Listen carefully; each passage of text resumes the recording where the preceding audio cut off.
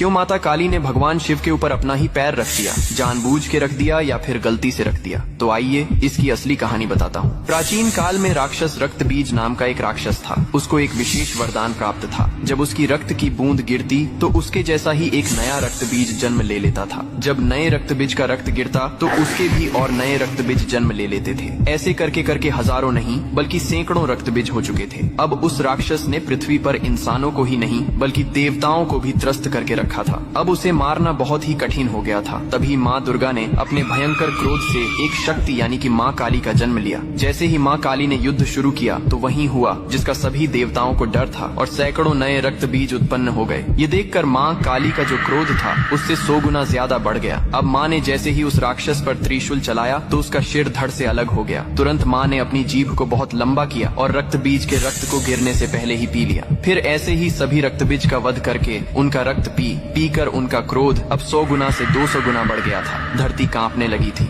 समुद्र मथने लगे थे, देवता भयभीत होकर इधर उधर भागने लगे थे। तब देवताओं ने भगवान शिव से प्रार्थना की, हे महादेव, आप ही माता काली के संताप को शांत कर सकते हैं। शिव ने देवताओं की पुकार सुनी और माँ काली के सामने युद्ध भूमि में पहुंच गए। लेकिन माँ अपने तांडव में इतनी लीन थीं कि उन्होंने शिव को भी नहीं देखा। तभी भगवान शिव ने स्वयं माता के चरणों में लेट गए। जैसे ही माँ काली का पैर अनजाने में शिव के सीने पर पड़ा, तुरंत उनका क्रोध शांत हो गया। उन्होंने नीचे देखा तो अपने प्रिय पति शिव थे। यह देखकर उनकी जीभ शर्मिंदगी से बाहर निकल आई। इसके बाद शिव ने मुस्कुराते हुए कहा, हे माँ, तुम्हारा यह रूप सृष्टि के संतुलन के लिए था, लेकिन यह रूप अब धरती पर बहुत धाम से पूजा जाएगा। यही कारण है कि तस्वीर में और मूर्तियों में माँ काली को शिवजी पर खड़े हुए दिखाया जाता है, जो बहुत ही शुभ